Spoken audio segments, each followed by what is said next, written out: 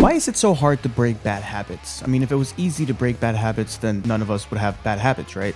The thing is that we often try to break bad habits by sheer willpower when really we're supposed to be taking a completely different approach. Before we get to that, we first have to understand how habits work, why they're important, and why they are so hard to break. And at the end, I want to give you 3 keys that can make or break your ability to change habits for good. I'm sure you've come across many quotes about habits like, you make your habits and then your habits make you, or life is nothing but the sum of your habits, or maybe even the chains of habits are too weak to be felt until they are too strong to be broken. Now, all of these quotes symbolize just how important habits actually are, but the key to taking control of them is to understand how they are created so then we can use that knowledge to change them. In this book called The Power of Habit, Charles Duhigg explains the habit loop of how habits work. In the book, he says, first, there is a cue, a trigger that tells your brain to go into automatic mode and which habit to use.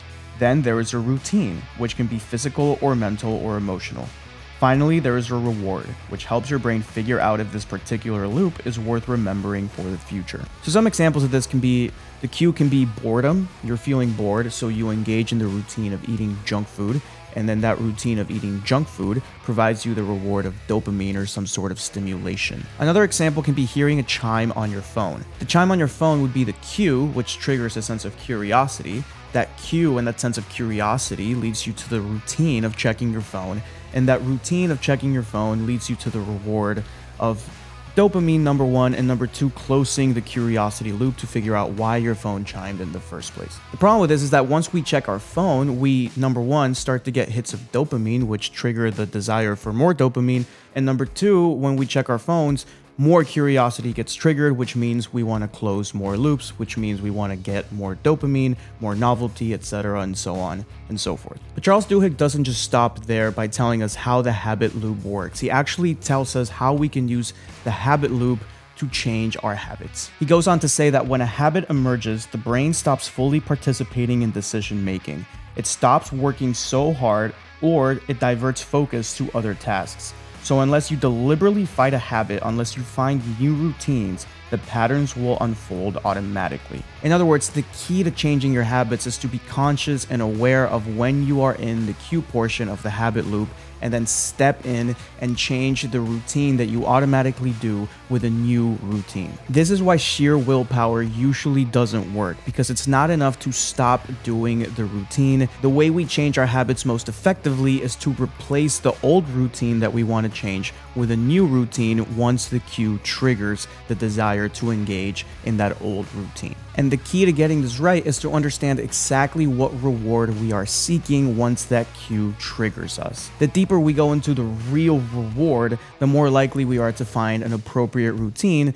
to replace the old routine that was giving us that reward. So for example, if the routine is checking your phone or eating junk food, it's not enough to just say, oh, well, I want a hit of dopamine. We want to go deeper into what it is we actually psychologically want. So for example, are we simply looking for some stimulation, for a boost of energy? Are we looking for a sense of relief or a relaxing break from our work? Are we looking to feel like we've accomplished something? Are we chasing a feeling of success? Are we looking to step away from what we're doing and gain some more peace of mind? Or maybe we're looking for a sense of wholeness. You know, when your phone chimes, it creates an open loop that you want to close, and you're looking for a sense of wholeness. Once you've identified what it is you are actually seeking, it becomes easier to find a routine that you can replace the old routine with that will give you the same reward. Hopefully this time in a much healthier way. Now, something I found interesting in my personal experimentation with habits and keeping this habit loop in mind is that the reward, I have found that the reward can actually trigger the cue. Now, what do I mean by this? Let's use the example of boredom leading to eating junk food. The junk food gives you the reward of dopamine, maybe stimulation, maybe a feeling of satiety, a feeling full. Now, you can become addicted to these junk foods, and when you become addicted to these junk foods, your body and your brain needs the junk food. And when your body and your brain needs the reward and the routine, it can actually create the cue itself to trigger the routine that will fill that addiction. And so if you're addicted to the junk food, your body and your brain will actually create the cue of feeling bored. You will all of a sudden feel bored for no reason, just so you can go to the pantry and feed that addiction. So I thought that was something really interesting that I found, is that the reward itself can actually trigger the cue, and having an understanding of the fact that that can happen will help you break habits even better. Now, finally, let's get to the 3 keys that can make or break your ability to change your habits for good. The first key is belief. And I'm sure you've heard this before, but if you don't believe that it can happen, then it probably won't happen. Alternatively, as well, if you believe that it won't happen, then it won't happen. If you believe that it will happen, there's a much greater chance of it happening. But if you really don't think that you can change your habits, then you won't change your habits. Your belief will get in the way of the actual result that you're trying to achieve. So the very first step, and perhaps the most fundamental step to change your habits, is to believe that they can actually be changed, no matter how long you have been living with your old bad habits. The second key to changing your habits for good is honestly just as fundamental as the first one, which was belief. The second one is self-image. If you don't view yourself as the kind of person that has the good habits that you want to have, then you will not change your bad habits into the good habits that you want to have. If you don't see yourself as the kind of person that has those good habits, then you will never have those good habits. Your self-image will get in the way of you changing your old habits into your new habits because you don't see yourself as the kind of person that has those new habits. If you see yourself as the kind of person that has the old habits, your self-image will keep you consistent with that self-image. It will get in the way and it will stop you from making the change that will be inconsistent with your own self-image. And so if we want to change our habits, it's important to change our self-image of who we think we are and what kind of habits we have. And finally, the third key that can make or break your ability to change your habits is what's called a keystone habit.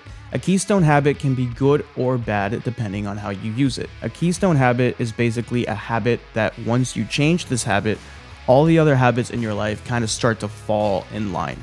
So a very good example, and the most common example that people normally use of a keystone habit, is exercise. So usually when people exercise, all of a sudden they start to eat better, they start to sleep better, and it creates a cascading effect of other habits that change from bad to good. Alternatively, you can also have a bad keystone habit. So if you've developed the habit of staying up late and watching TV, that can cascade into you waking up late, not going to the gym because you don't have the time to. Now you're stressed, now you're eating junk food. That one habit created a cascading effect of other bad habits that were being changed from what used to be good to what is now bad. So you can use keystone habits to create a cascading change from bad to good, but you can also use them to create a cascading change from good to bad. Me personally, I have found that my keystone habit is waking up at the same time every morning and going through the same routine for the first hour of the day, every single day at the same time, including weekends.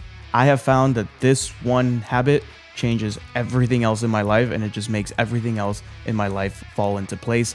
I actually made a video about my morning routine. If you want to check it out, I'll put it somewhere up here as well as in the description below. Now, if you enjoyed that video on the habit loop and why that's so much better than just trying to change our habits with sheer willpower, I'm sure you'll like this video right here on how to change your behaviors in general, not just your habits, with something that is better than willpower.